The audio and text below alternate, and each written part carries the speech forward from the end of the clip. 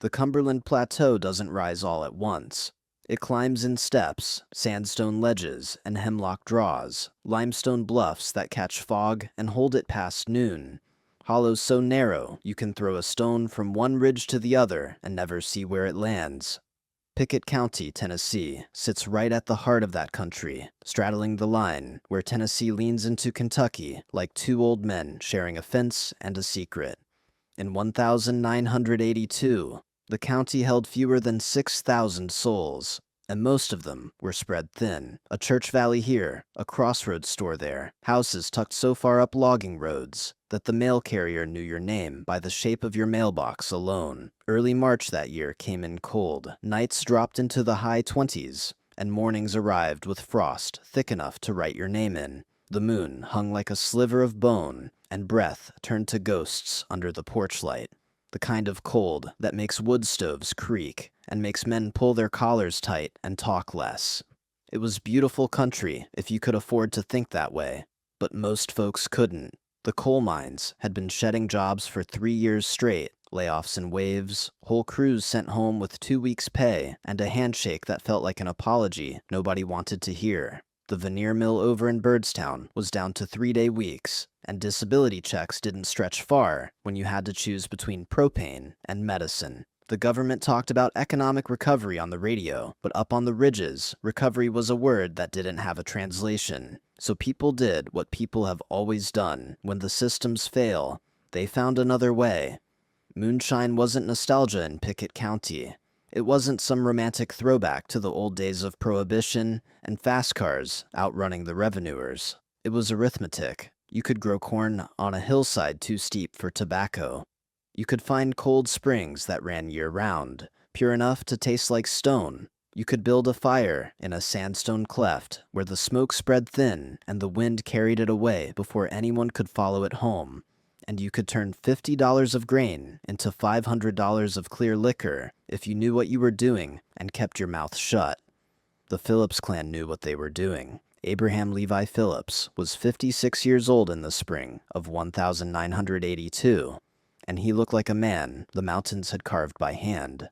His hands were knotted like roots, scarred from decades of work that didn't stop when the whistle blew. He had a scar along the left side of his jaw that tugged when he chewed, a souvenir from Korea where he'd learned to shoot straight and move quiet, and never assumed the other side was dumber than you. He didn't talk much about the war, but his sons knew the signs, the way he listened to silence, the way he could read weather in the color of the sky, the way he never sat with his back to a door. Abraham had 3 sons, and each one carried a piece of him.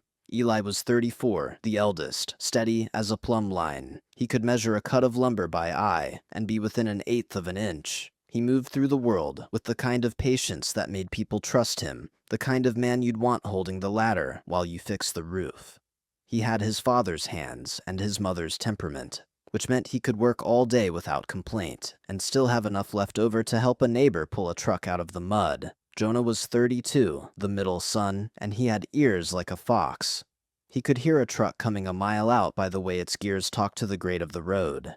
He knew the difference between a Ford and a Chevy by the idle, and he could tell you if the driver was local or not by how they took the corners. He was quieter than Eli, more watchful, the kind of man who noticed things and filed them away for later. Caleb was 27, the youngest, and he burned hotter than the other 2. He'd been running Shine since he was 15. Back when it was just him and a cousin hauling mason jars in a Dodge with a souped-up engine and a prayer. He was fast, on foot behind the wheel with his hands, but speed came with edges, and Caleb's edges were sharp. Abraham watched him close, the way you watch a fire that's useful until it isn't. Beyond the 3 sons, the clan reached further. 2 nephews, one of them Henry, who had a bad back but a steady hand. A brother-in-law named Silas, who couldn't lift like he used to, but could shoot a squirrel at 70 yards without scoping. And 3 cousins, who could move through spruce and laurel like fog rolling downhill. There one moment, gone the next. Together, they controlled 4 prime hollows that fed into the headwaters of the Wolf River. They ran 3 copper stills and 1 aluminum replacement that Jonah had pieced together from scrap and sweat. The liquor moved south toward Livingston, west toward Jamestown, and north into Byrdstown. where it disappeared into mason jars and milk jugs and the trunks of cars that never got pulled over, because the drivers knew which roads the sheriff didn't patrol. It was a good business, as far as illegal businesses go. It fed families, it kept roofs patched and trucks running. It meant the difference between heat in January and cold that crept through the floorboards and settled into your bones.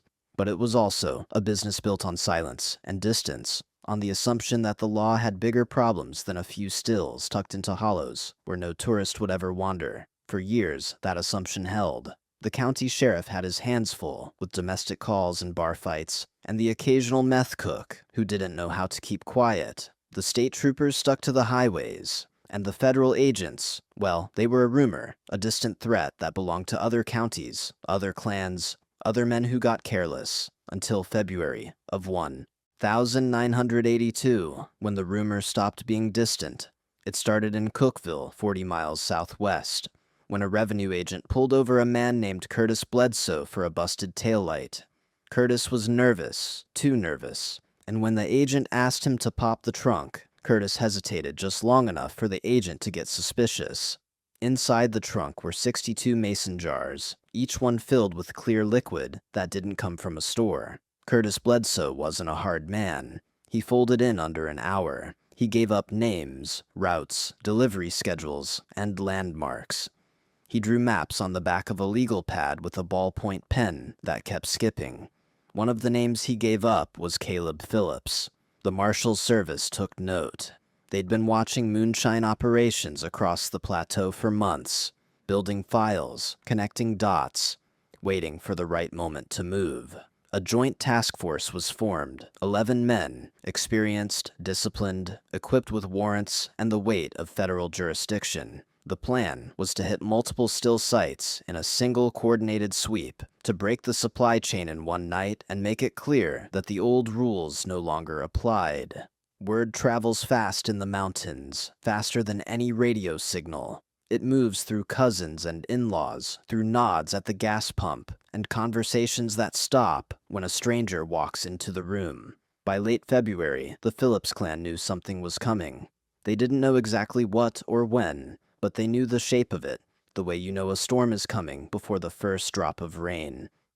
The warning shot came on a gray afternoon when Caleb was driving Dry Creek Road, a narrow two-lane that switchbacked through pine and poplar and eventually dumped out near the state line. He was alone, no cargo, just running an errand for a part Jonah needed for the aluminum still. He noticed the cars in his rear view, 2 sedans, dark-colored, unmarked, keeping a careful distance, but staying with him through every turn. Caleb didn't panic. Panic got you caught. Instead, he took a logging spur that most people didn't know existed, a rutted track that climbed through second-growth timber and looped back on itself like a question mark.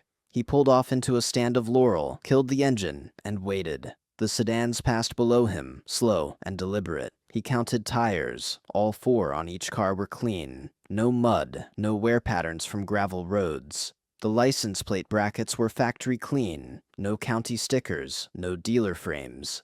Government vehicles trying not to look like government vehicles. Caleb waited until they were out of sight, then doubled back the way he came, taking side roads and game trails until he was sure he was alone. He drove straight to his father's house, parked in the barn, and walked inside without knocking. Abraham was at the kitchen table, cleaning a rifle that didn't need cleaning. He looked up when Caleb came in, read the look on his son's face, and set the rifle down. "Badges," Caleb said. 2 cars. They tried to tail me on Dry Creek." Abraham didn't ask if Caleb was sure. He didn't ask if maybe it was just coincidence. He stood up, walked to the window, and looked out at the ridgeline like he could see through the trees and into the future. Martha Ruth Phillips came in from the back room, wiping her hands on a dish towel. She looked at her husband, then at her son, and she knew without asking that something had shifted. Abraham turned back to the table. He said 3 words, quiet and deliberate, words his sons had never heard from him in quite that way. "We set lines."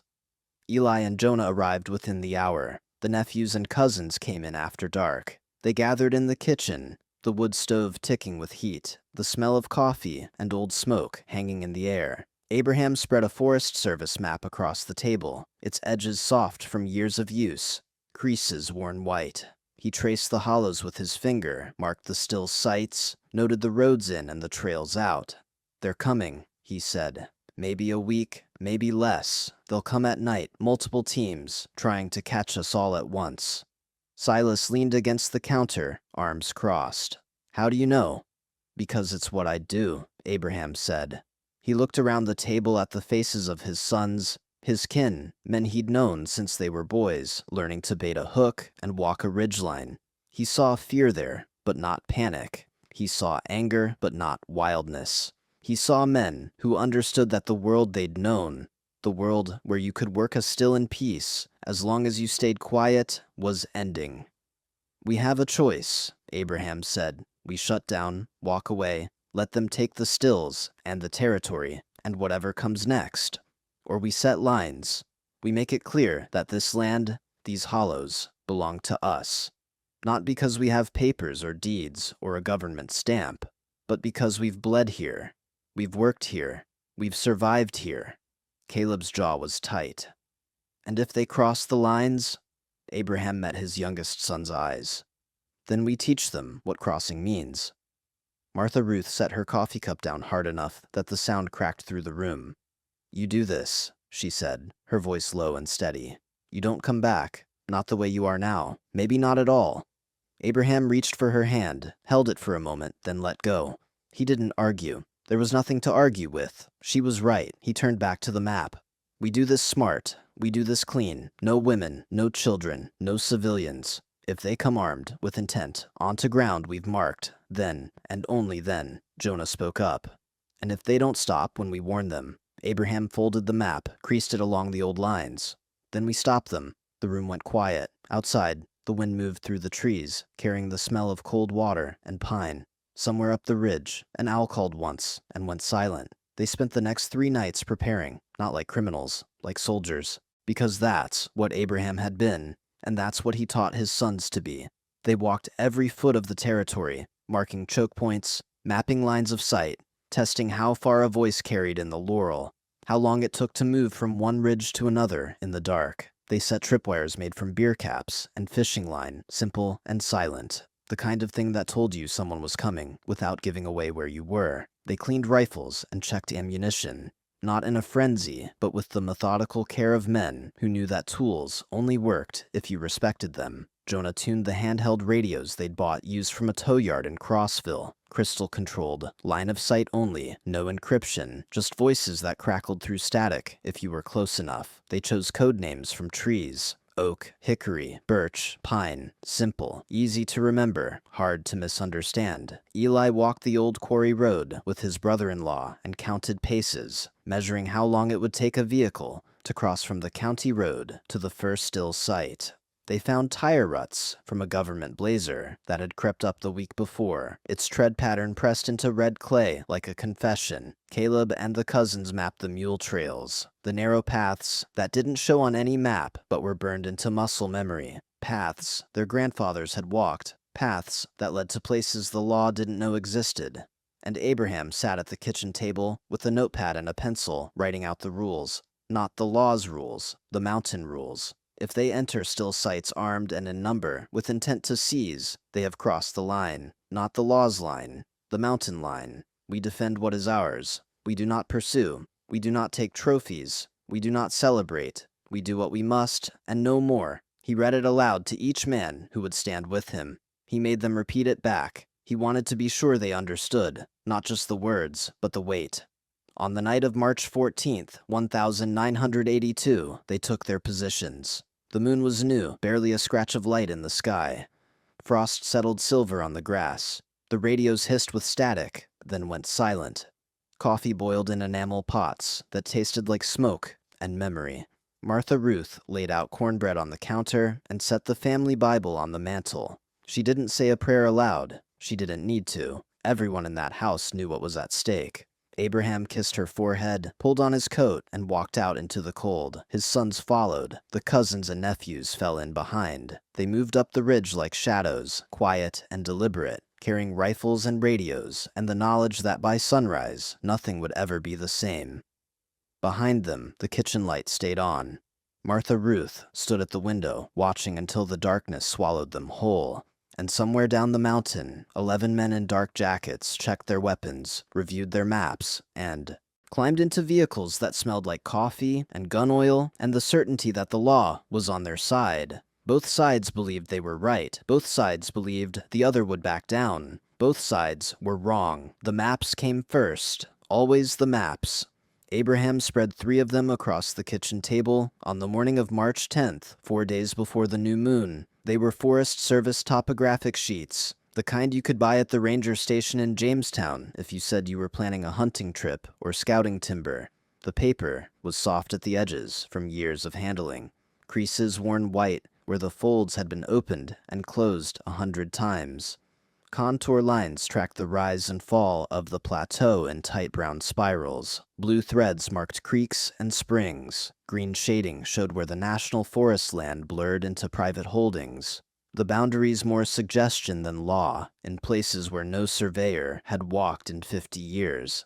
Abraham had marked them over time with a blue pencil, barely visible unless you knew what you were looking for. An X here for a still site. A dotted line there for a mule trail that didn't show on any official map. A circle around a spring that ran cold even in August. Small notations in the margins. Laurel thick here, rock shelf overlook, road washes out in heavy rain. Now, he added new marks in red pencil, choke points, positions, lines of sight. Eli stood to his left, arms crossed, studying the terrain like he was reading a book written in a language only the 2 of them spoke. Jonah leaned over the table from the other side, one finger tracing the route a vehicle would have to take from the county road to the Wolfhead Hollow. Caleb paced near the stove, too restless to stand still, his hands opening and closing like he was already holding something he hadn't picked up yet. The nephews and cousins filled the rest of the room. Henry, with his bad back leaning against the counter. Silas in the chair by the window. The 3 cousins who didn't talk much, standing in a loose cluster near the door. The room smelled like wood smoke and gun oil and the faint metallic tang of fear that nobody wanted to name. "They'll come at night," Abraham said, his voice quiet and factual, the way he talked about weather or the price of corn. "Multiple teams, 2, maybe 3. They'll want to hit the stills at the same time, cut off any chance we have to warn each other or move product." "How many men?" Silas asked. "At least 10, maybe more. Armed, vested, trained. They'll have radios, good ones. They'll have maps, but not like these." He tapped the table. "They'll have the roads and the landmarks, but they won't have the ground, not the way we do." Jonah pointed to a spot on the map where Mill Branch Road crossed a narrow footbridge. "Stone Lick. If they come from the south, they have to cross here. No other way, unless they want to hike 2 miles through Laurel in the dark." Abraham nodded. "That's a position. You'd have elevation, clear line of sight, and they'd be bottlenecked." "What about the quarry road?" Eli asked, tracing the wider track that curved up from the county route toward the old limestone cut. "That's the easy way in," Abraham said, "which means they'll either take it because it's fast or avoid it because it's obvious." He drew a red X at the point where the road bent around a sandstone outcrop. "Either way, we cover it. High ground here. Stump line for cover. If they come that way, we see them before they see us." Caleb stopped pacing. "And if they come from the north, through the national forest land?" Abraham studied the map, then pulled a piece of string from his shirt pocket and stretched it across the paper, measuring distance. 2 miles of ridge walking in the dark, through timber and deadfall. Possible, but slow. If they know what they're doing, they might try it. So we put someone on the north trail. Not to engage, just to listen and warn. He looked up at the faces around the table. "We're not building an ambush. We're building a defense. There's a difference. And you need to hold that difference in your head no matter what happens. We don't shoot first. We don't shoot unless they cross a line we've marked and they've been warned about." "What line?" Henry asked, his voice rough from a morning spent coughing. Abraham picked up the red pencil and drew a boundary on the map, a perimeter around the 4 hollows, the still sites, the core of the territory they'd worked for 20 years. "This line, inside this, we've set positions. Inside this, if they come armed with intent to seize, we make a choice. Outside this, we let them pass. We're not hunting them. We're not looking for a fight. We're defending ground." He set the pencil down and looked each man in the eye, one by one. "I need you to understand what that means. If you take a position and you fire a shot, you're choosing to cross a line you can't walk back from. The law won't care if you were defending your home, or your family, or your livelihood. The law will call it murder. So before you pick up a rifle, you make peace with that. You hear me?" Heads nodded. Nobody spoke. The weight of it settled into the room like smoke that wouldn't clear. "All right," Abraham said. "Let's talk about tools." The guns came out of closets, and from behind bedroom doors, from the backs of trucks and the corners of barns. They weren't exotic. They weren't military. They were the kinds of rifles and shotguns you'd find in any household in Pickett County, tools meant for deer and turkey and the occasional coyote that got too bold around the chicken coop. 2 Winchester Model 70 rifles in 30-06, both with basic scopes that held 0 if you didn't knock them around. A Remington 700 in 308 that Jonah had bought, used from a pawn shop in Cookville. Smooth action, reliable as sunrise. An old Springfield from the Second World War that Abraham had carried home from Korea. A rifle that kicked like a mule, but shot straight if you respected it. A Marlin lever action in 30-30 that Caleb favored because it was fast and light and felt like an extension of his hands.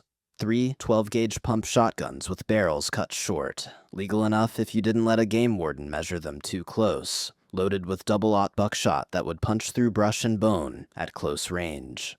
And 1 .38 special revolver that Silas carried in a leather holster that smelled like saddle soap and history. The revolver always hit a little left, but Silas knew that and adjusted. They cleaned them on the kitchen table, breaking down actions, running patches through barrels, checking springs, and firing pins. Eli worked in silence, methodical and slow. Jonah hummed something low and tuneless. Caleb's hands moved fast, almost nervous, until Abraham reached over and put a hand on his wrist. "Slow down," Abraham said. "Rushing now gets you killed later." Caleb took a breath, nodded, and slowed his hands. Ammunition was counted and divided, 30-06 in boxes of 20, green and yellow Federal cartridges that had been stored in a cool, dry place and would fire true, 308 in a mix of brands, some handloads that Jonah had worked up himself with powder measured to the grain, 12-gauge shells in red plastic casings, heavy loads that would drop a buck at 40 yards, or turn a car door into scrap. They loaded magazines and filled pockets, not to the point of weight that would slow them down, but enough that they wouldn't run dry if things went longer than expected. Abraham did the math in his head, rounds per man, expected engagement distance, rate of fire under stress. It was math he'd learned a long time ago, in a place that didn't look anything like Tennessee, but taught the same lessons. Beyond the firearms, there were the radios. Jonah laid them out on the counter, 4 handheld units, boxy and olive green, bought used from a tow yard that was clearing out old equipment. They were crystal controlled, which meant you couldn't just dial in any frequency you wanted. You were locked to whatever crystals were installed, and these were tuned to a commercial band that tow trucks and loggers sometimes used. Range was maybe 2 miles on flat ground, with no obstructions, less than that in the hollows where ridges blocked line of sight. No privacy, no encryption, just voices that crackled through static if you were lucky and went silent if you weren't. Jonah tested each one, keying the mic and listening to the squelch break. He handed them out with call signs written on masking tape stuck to the side. Oak for Abraham, hickory for Eli, birch for Jonah, pine for Caleb. "Keep it short," Jonah said. "No names, no details. If you need to warn someone, say line crossed, and your position. That's it. Don't get chatty. Don't assume nobody's listening." They practiced in the yard, walking 100 yards apart and checking clarity.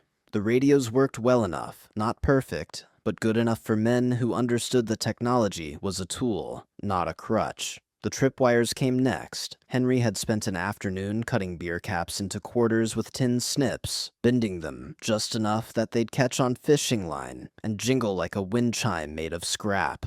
The sound wasn't loud, but it carried in the quiet, and if you were listening for it, you'd hear it long before you saw what made it. They strung the line low across trails and game paths, tied off to saplings and low branches, invisible unless you were looking for it and knew what to look for. "Don't set them where we're walking," Abraham warned. Mark everyone in your head. Last thing we need is to trip our own lines and give away a position." The cousins nodded and moved out into the dust to set the wires, their footsteps fading into the brush. By the time full dark came on March 11th, the positions were mapped, the tools were ready, and the only thing left was the waiting. But before the waiting came the reconnaissance. Jonah and the two cousins, men named Dwight and Carl, who could walk a ridgeline in the dark without snapping a twig, spent 2 nights moving through the territory, checking for signs that the law had already been scouting. They found them on the old quarry road, pressed into red clay that hadn't dried since the last rain, were tire tracks, not the narrow, worn tread of a local's truck. These were wide, aggressive, the kind of tires that came on a government Blazer or a Suburban. The tread pattern was clean, sharp-edged, which meant the vehicle was new or well-maintained. The tracks came up from the county road, stopped near the bend where the sandstone outcrop jutted out, then turned around and went back the way they came. They drove up, looked around, and left, Jonah said, crouched next to the tracks, his fingers tracing the edges. Scouting, figuring out how far they can get in a vehicle. Dwight knelt beside him. When? 3 days ago, maybe 4. Hard to say with the rain. Carl stood a few paces back, shotgun cradled in his arms, eyes scanning the tree line. They'll be back. Yeah, Jonah said. They will. They marked the spot in their heads, then moved on. At the Stone Lick footbridge, they found boot prints in the soft mud near the water's edge. 2 sets, maybe 3, overlapping. The prints led from the bridge up toward the laurel thicket, then stopped. Someone had walked up, looked around, and turned back. No attempt to hide the tracks, no effort to cover the approach. It was the kind of carelessness that came from confidence, or from not knowing the ground well enough to understand that every step left a record. Jonah took a long look at the bridge, the way it sat low over the creek, the sandstone shelf that rose above it on the south side. Good position, he said quietly. Elevation, cover, and they have to cross open ground to get to us. Who do you want here? Dwight asked. Eli, Jonah said, and Henry, if his back can take it. They're steady. They won't shoot early. They moved on, checking the mule trails, the old paths that wound through the timber and laurel, paths that had been there longer than any of them had been alive. Most were clear, but on one, a narrow track that cut through a gap in the ridge and dropped down toward the Wolfhead Hollow, they found a marker, not an official one, just a strip of orange surveyor's tape tied to a branch at head height. Jonah pulled it down, crumpled it in his fist. They're marking routes, Carl said, so they can find their way, in the dark. Yeah, Jonah said. He looked around, memorizing the spot. Which means we know where they're planning to walk. He turned to Dwight. Get Caleb. Tell him this trail needs a watcher. They finished the recon just before dawn, on March 12th, and walked back to the house in silence, their boots heavy with mud, and the knowledge that the clock was ticking down. On the night of March 13th, Abraham called everyone together one last time. They stood in the barn, not the house. Martha Ruth didn't need to see this part. The bare bulb hanging from the rafter cast hard shadows across the dirt floor. The air was cold enough that breath steamed, and the smell of hay and motor oil filled the space. Abraham had a notepad in his hand. He'd written out the rules, the line they'd agreed on, the boundary they wouldn't cross unless the other side crossed it first. He read it aloud, slow and clear, the same way he'd read scripture on the rare occasions he went to church. If federal agents enter still sites armed and in number, with intent to seize property or arrest, they have crossed the line. We defend what is ours. We do not pursue beyond our ground. We do not fire on unarmed men. We do not fire on wounded men trying to retreat. We do what we must to hold the line, and no more. He looked up. I need each of you to say it back to me, not word for word, just the meaning. I need to know you understand. One by one, they did. Eli first, then Jonah, then Caleb, whose voice was tight but steady. The nephews, the cousins, Silas. Each man spoke the line back in his own words, and Abraham listened, nodding, his eyes hard and searching. When they were done, he folded the notepad and tucked it into his jacket. Positions at midnight tomorrow, new moon, cold and clear. If they're coming, that's when they'll come.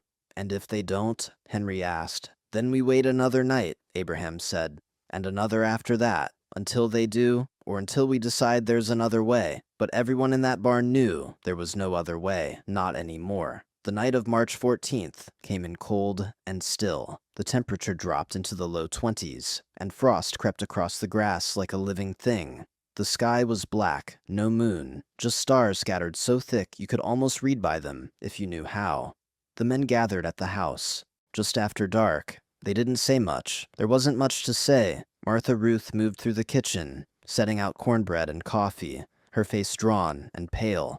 She didn't ask them not to go. She knew better, but she laid the family Bible on the mantel, opened to a page she didn't name, and stood there for a long moment with her hand on the cover. Abraham came to her, kissed her forehead, and held her for a moment without speaking.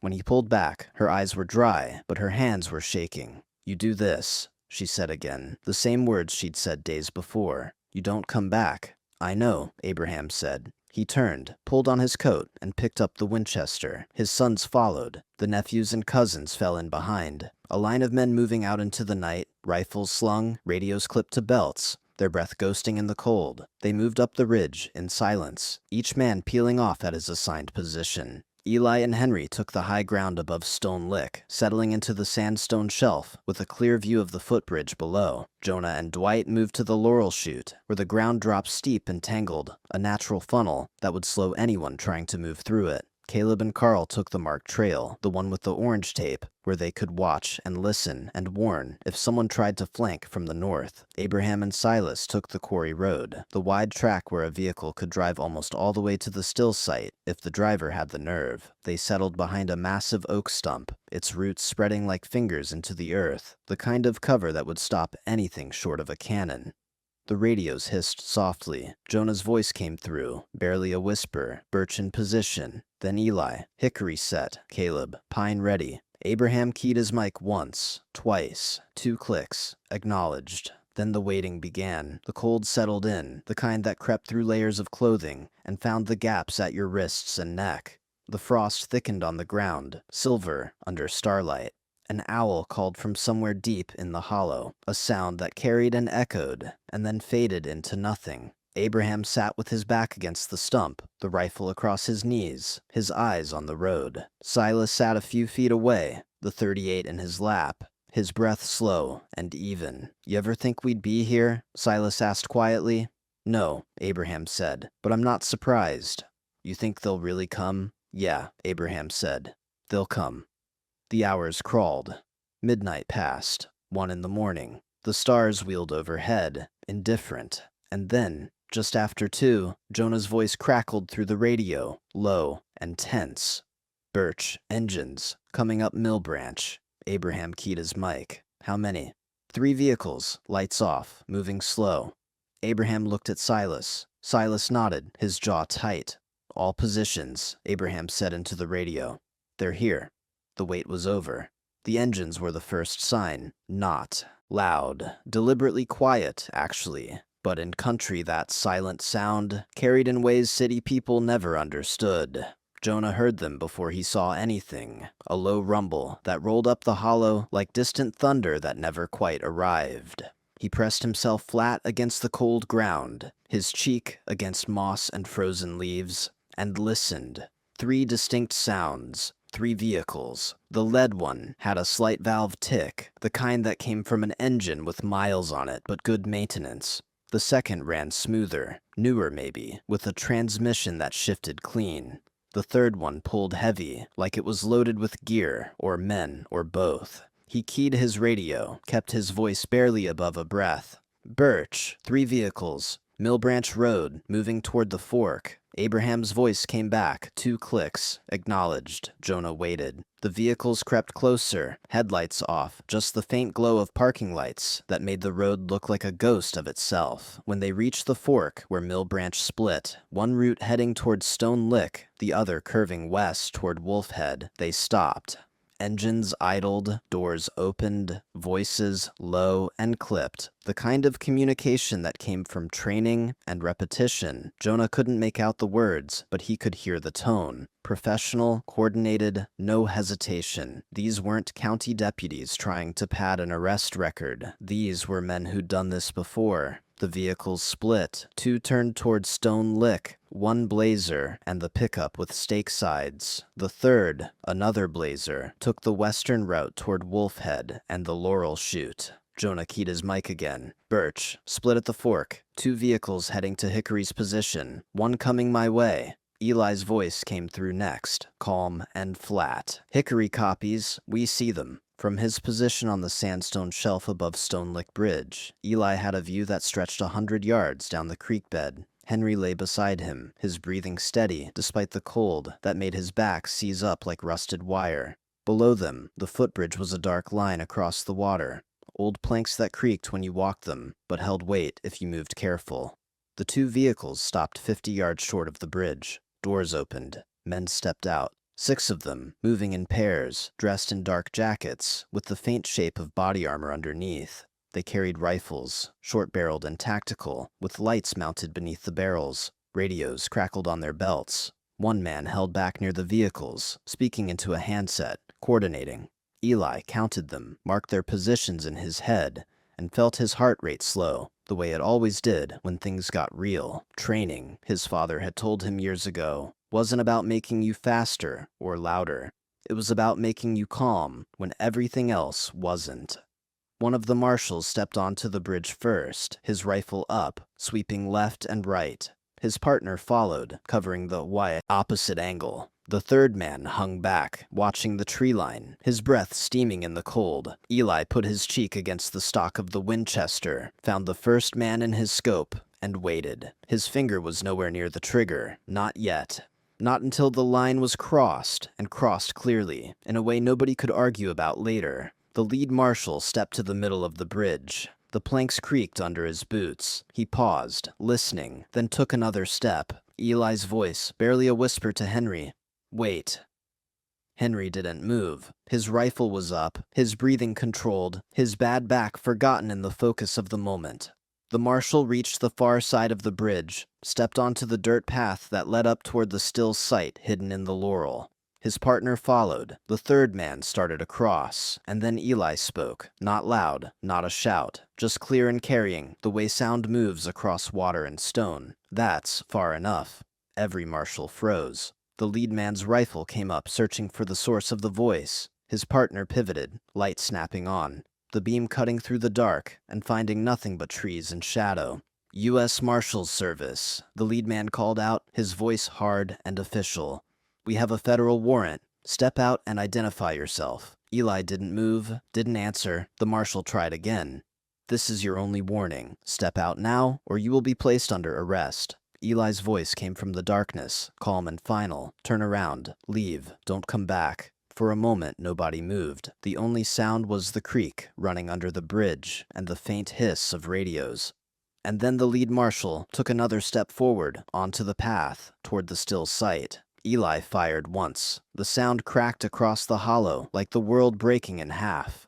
The lead marshal went down without a sound, his rifle clattering against stone. His partner spun, bringing his weapon around, and fired blind into the ridgeline. Rounds snapped through branches and kicked bark off trees. The third man on the bridge dropped to a knee, trying to find cover on a structure that offered none, his light sweeping frantically. Henry's rifle boomed. The radio man by the vehicles went down, clutching his shoulder, the handset falling into the dirt. The marshal on the bridge fired again, stitching rounds across the sandstone shelf. Splinters of stone sang through the air. Eli felt one pass close enough to tug at his sleeve, but he didn't flinch. He worked the bolt, found the man in the scope, and fired. The marshal fell backward off the bridge, hitting the water, with a sound that was too soft for what it meant. The partner broke and ran, scrambling back toward the vehicles, firing over his shoulder. Eli let him go. The line said no pursuit. The line said defense, not slaughter. The shooting stopped. 3 men lay still. One was crawling toward the vehicles, leaving a dark trail in the frost. 2 more were pulling him back, voices shouting. Panic replacing precision. Eli keyed his radio. Oak, line crossed at Stone Lick, 3 down. They're pulling back. Abraham's voice came through, tight and controlled.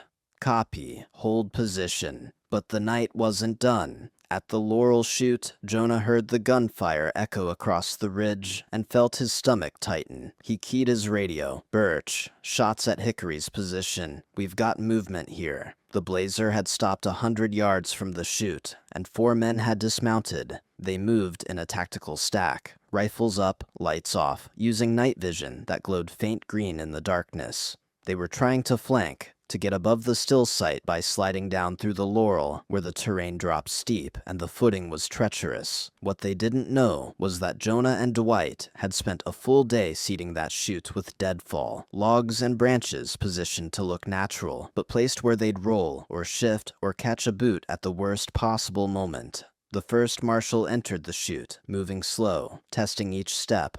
The second followed, then the third. The fourth held back, covering their rear. Jonah lay prone on the high side of the chute, 30 yards above them, Dwight beside him. They watched the marshals descend, their shapes barely visible in the starlight, the faint glow of their optics, the only thing that gave them away. The lead man was halfway down when his boot caught on a branch and he stumbled. The log Jonah had braced against a poplar sapling shifted, rolled, and took the marshal's legs out from under him. He went down hard, his rifle flying, and slid 10 feet before catching himself on a laurel root.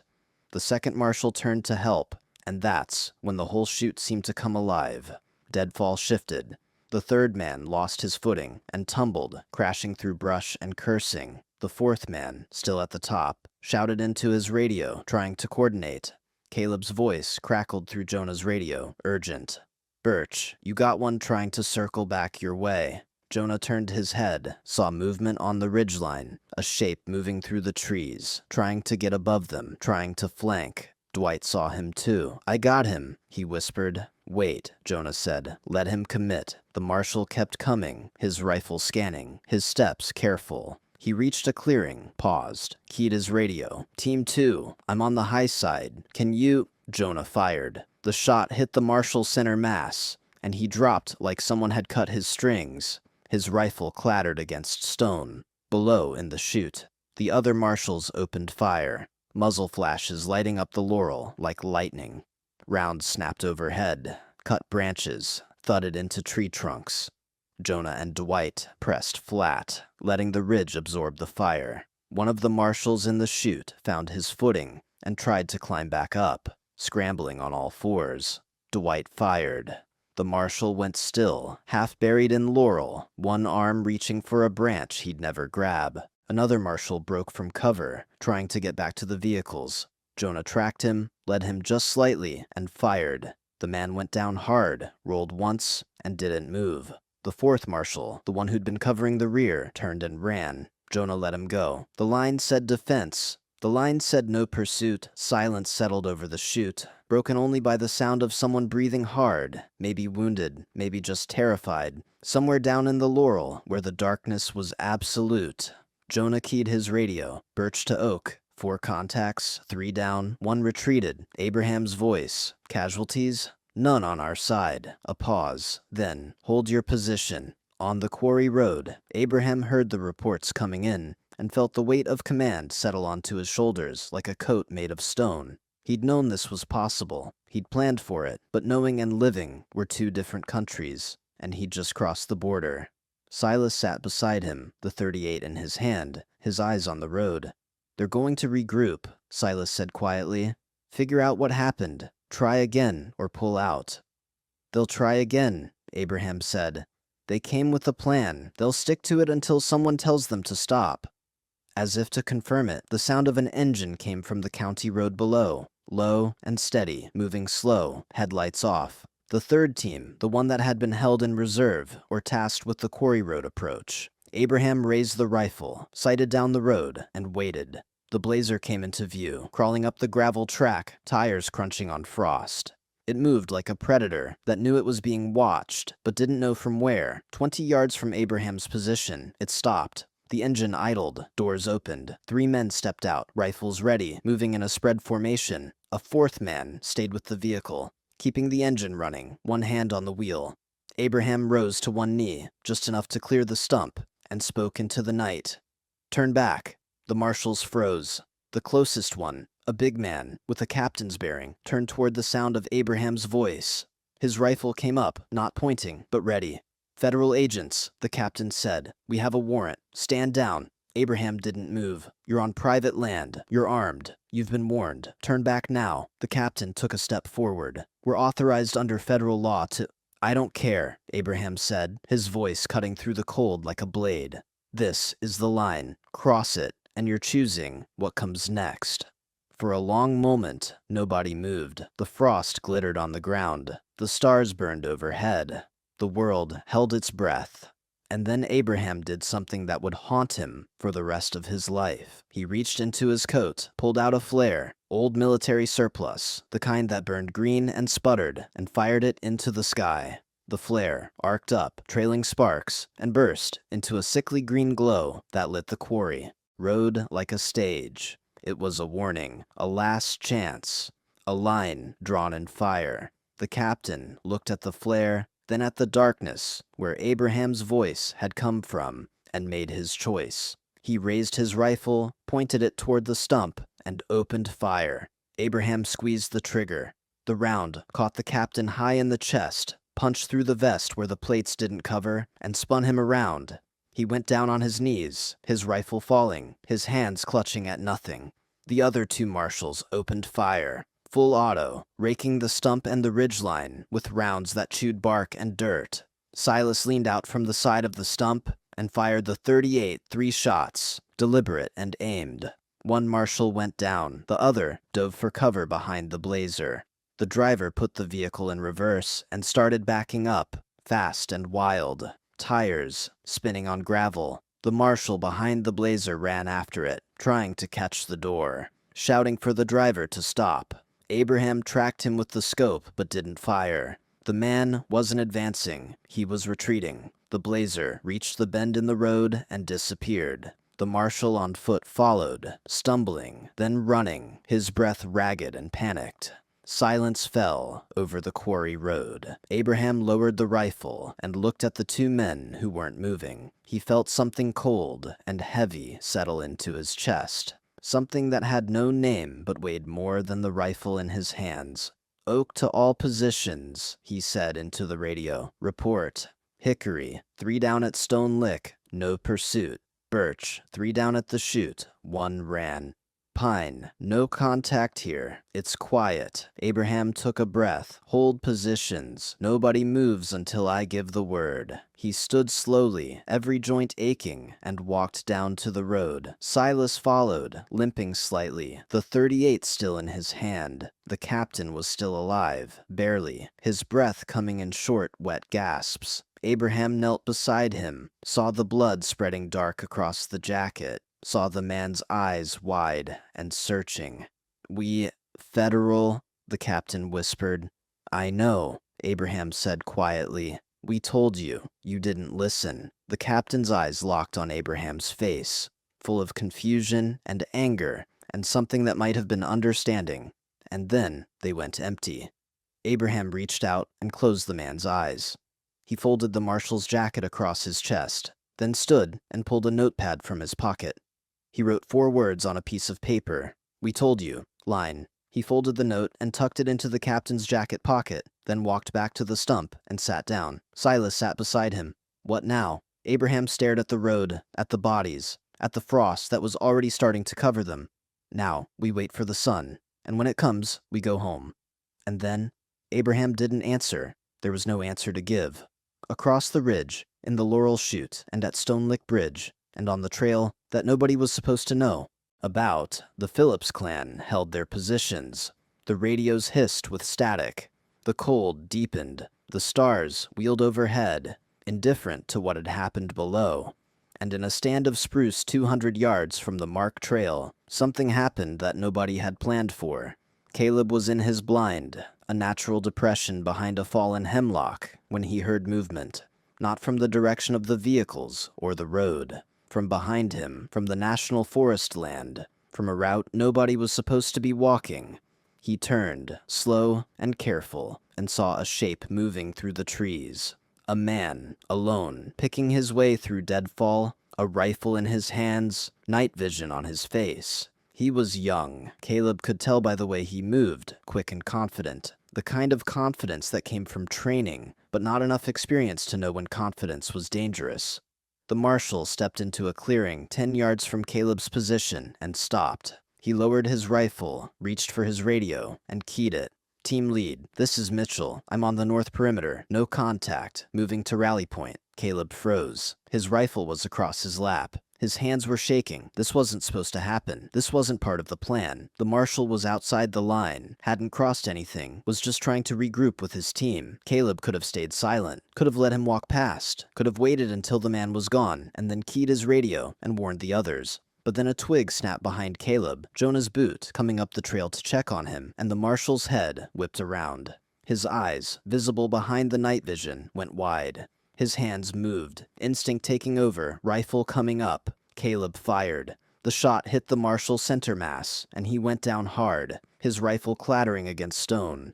He tried to roll, tried to reach for something, and then went still. Caleb stared at the body, at the wedding ring that glinted gold in the starlight, at the hands that were younger than his own. His breath came fast and shallow. His hands wouldn't stop shaking. Jonah came up behind him, saw the body, saw Caleb's face.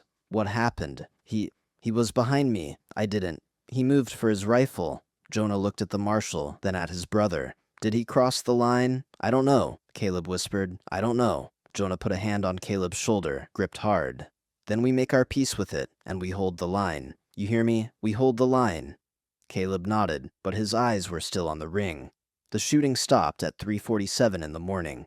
Abraham timed it on his wristwatch, the same Timex he'd carried in Korea. The one that never ran fast or slow, just kept marking time, like time was all that mattered. He keyed his radio one last time. All positions, cease fire, nobody shoots unless fired upon. We hold until sunrise. The acknowledgments came back, one by one. Hickory, birch, pine, and then the ridge went quiet. Bodies lay where they'd fallen. 3 at Stone Lick, 3 in the Laurel Chute, 2 on the quarry road, 1 in the spruce stand, 1 near the vehicles, 1 in the creek. 11 men in dark jackets who'd come with warrants and authority, and the belief that the law was enough. It hadn't been.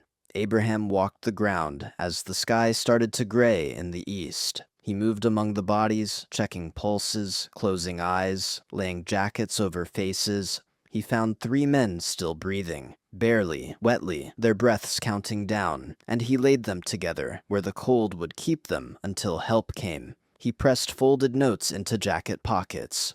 We told you the line. We warned you. You chose. It wasn't an apology. It wasn't justification. It was just the truth as he understood it. By the time the sun broke over the ridge, the Phillips clan had gathered at the old stump on the quarry road. They stood in silence, rifles slung, faces drawn, eyes hollow. They didn't speak. There was nothing to say that wouldn't make it worse or better, and neither one seemed possible.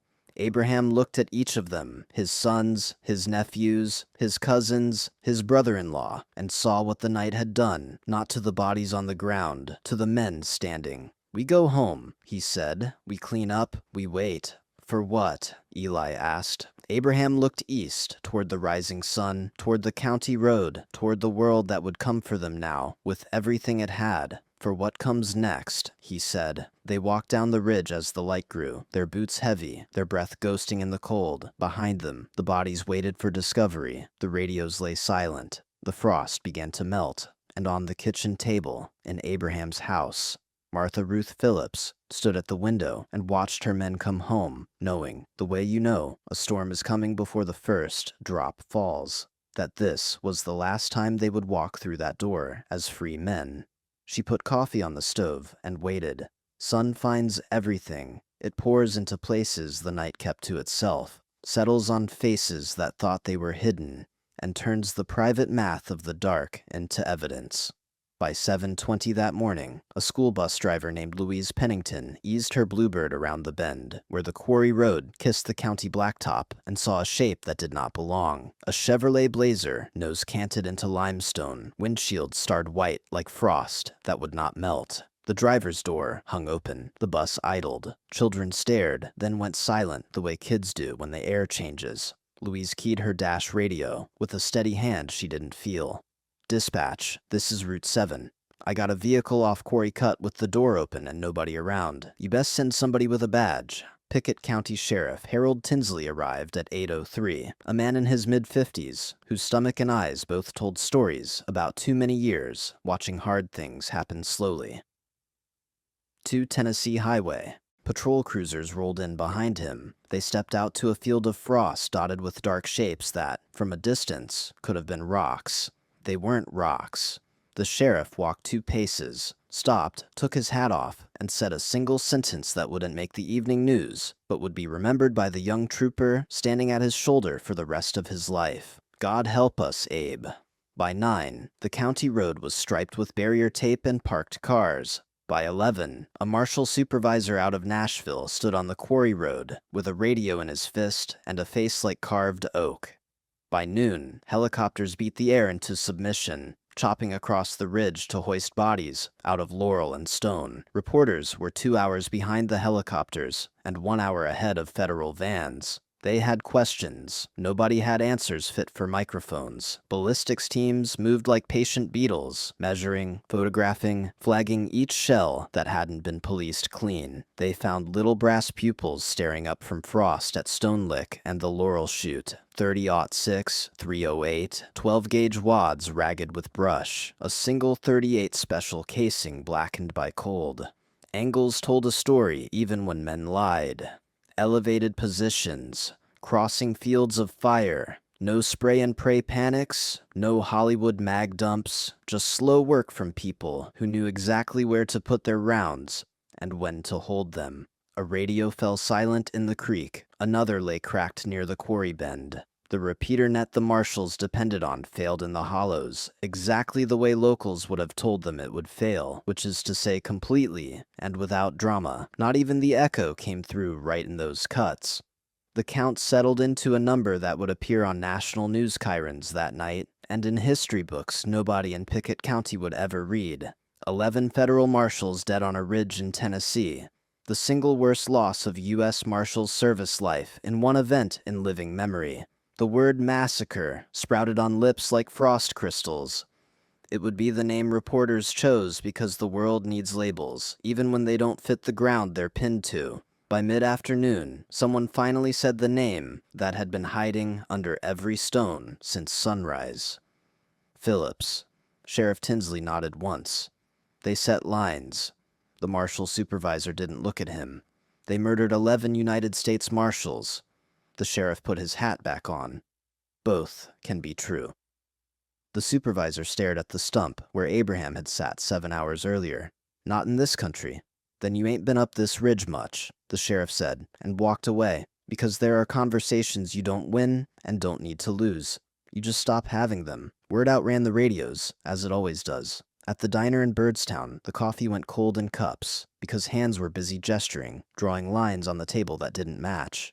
The ones on the map, half the room said the Phillips clan were murderers who'd brought a war to men doing their lawful job. The other half said the law had erased the idea of knock and talk when they came in numbers to take the last way a family could feed itself without asking anyone in Nashville for permission. Pastor Amos Reeves stood in his pulpit that evening and tried to find words that fit both the dead and the living. He failed beautifully.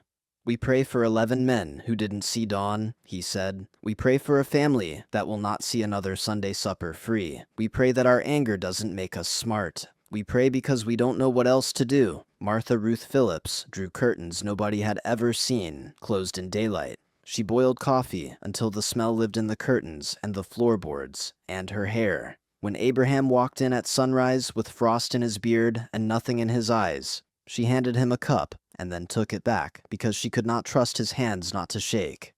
"You done?" she asked. "No," he said. "But I'm finished." She nodded, the smallest movement a human being can make and still call it a nod. "Then wash," she said, and turned away, so he could be the man who washed up, and not the man who had blood on his hands. It was a mercy. She didn't have many left to give. They waited together through the long morning while helicopters thudded and sirens braided the air. Around noon, Abraham opened a kitchen drawer and took out the notepad he'd folded 2 nights before. He read the line he'd written then and read it again, now that it was no longer a hypothetical sentence, but a weight. If they enter still sights armed and in number. He folded the paper shut and put it in his breast pocket. Then he stood, kissed Martha Ruth's forehead, and walked onto the porch. "Boys," he said. Eli, Jonah, and Caleb were already there, back straight as fence posts driven in hard ground. The nephews and cousins had gathered behind them, faces worn like boots.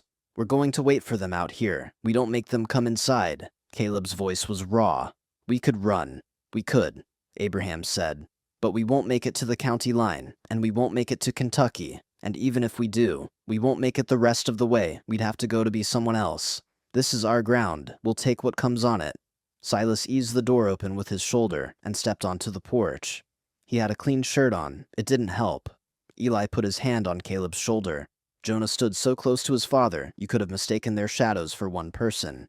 They waited. They came a week later because the wheels of the federal machine turn slow when they are turning to crush.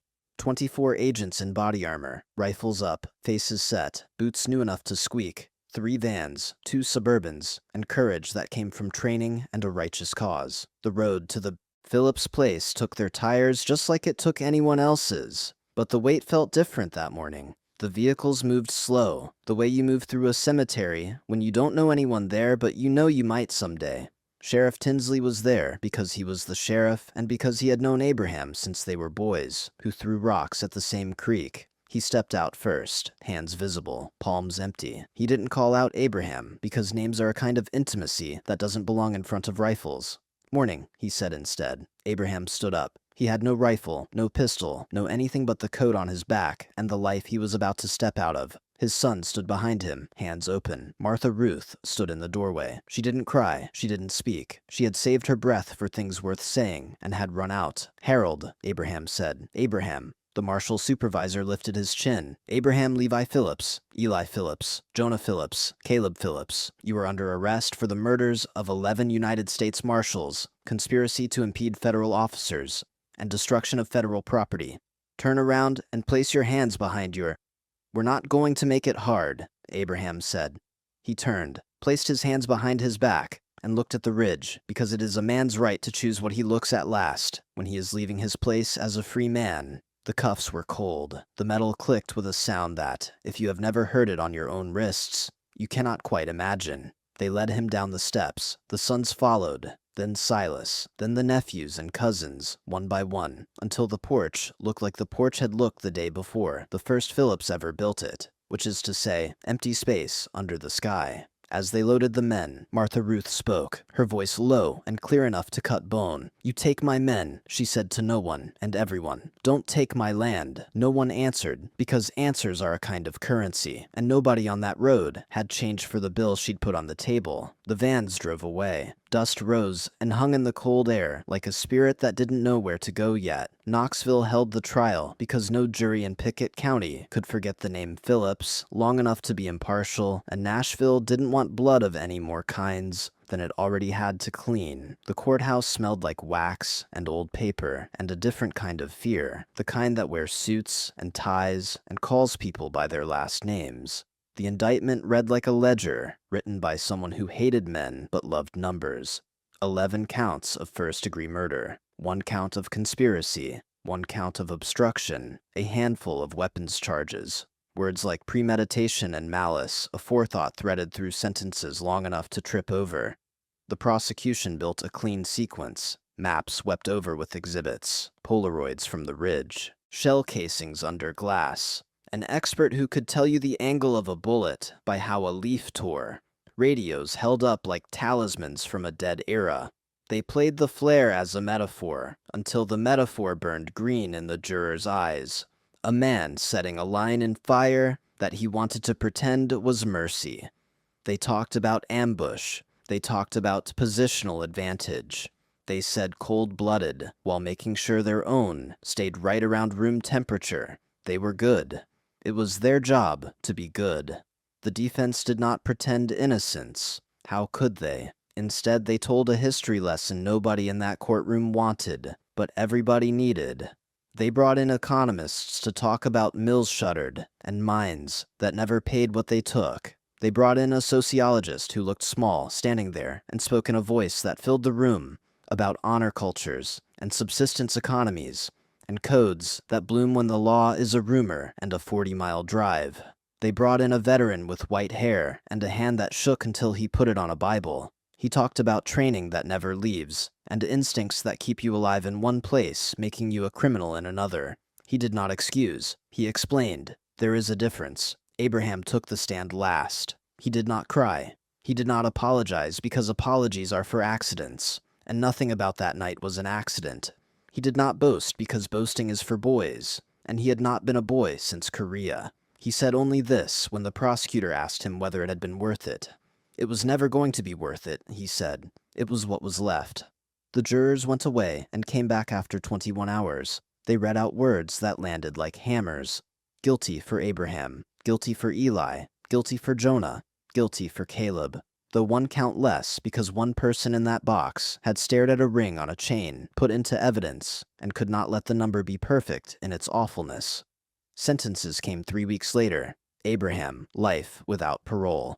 Eli, life with possibility after 35 years. Jonah, life with possibility after 35 years. Caleb, 70 years because mercy sometimes comes late and small and still counts. The courtroom emptied. Martha Ruth sat alone for a minute longer than she had to. Then she stood, walked out into a sun that did not care what had happened inside, and went home to a house that knew.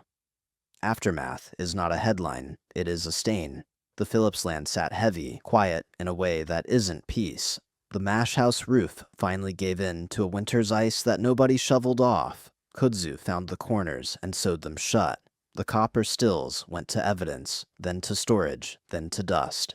The spring ran cold, because springs do. 2 widows of fallen marshals came each March to the quarry bend. They tucked flowers into limestone cracks and said names with their foreheads against stone. One of them wrote a letter to Martha Ruth. She never mailed it. The stamp sat in the kitchen drawer by the matches until the glue went bad. Sheriff Harold Tinsley retired 5 years later and never moved any farther than the ridge you could see from his porch. He kept a box of Polaroids he did not show anyone, and a note Abraham had written that a federal agent had handed to him like a thing too hot to hold. Some nights he took the note out and read the 4 words. "We told you," line. He did not know whether to hate those words or be grateful someone had bothered to write them down. Eli learned to read men who didn't know the alphabet in a prison library, where the light was always just short of adequate. Jonah mended spines of books, not men, because there is something holy about a book that opens and closes and still holds together. Abraham worked laundry and never once asked for a favor. He died 21 years later, a Tuesday before dawn, the way men who made peace with darkness do. The chaplain said his last words were a sentence that could be a prayer or a shrug, depending on how you hear it. I held the line. Caleb did 12 years. The record says cardiac arrest. People who loved him say there are kinds of pressure a heart cannot be trained to take forever. The ring from the spruce stand sat on his locker shelf for 6 of those years, until he gave it to the chaplain with a note that said, "Please return to whomever it belongs. Nobody ever did. Some things do not find their way back." Martha Ruth lived long enough to see the house grow smaller around her. She spoke less as the years went by, because most of what she had to say had been said to men who were no longer there to hear it. She died on a day when the river ran high, and the preacher used the word faithful 3 times, because he was tired of saying strong. The ridge kept its secrets. It also kept its scars. Kids parked on Quarry Cut and told each other stories, breath fogging the windows, hot and fast, hearts beating from thrills borrowed from people they would never meet. They said they could hear bells on the wind, old beer caps on fishing line. Most nights it was just Laurel brushing itself. Once, it wasn't. The county was kinder for a while, then it wasn't. People remember until they don't, and then something else happens, and the remembering gets used up on that. The badge still rides those roads. It should. The line still lives in men's chests. It will. The space where those 2 truths meet is where stories like this happen. Some folks call it the Gray. Out here, it is just called the Ridge.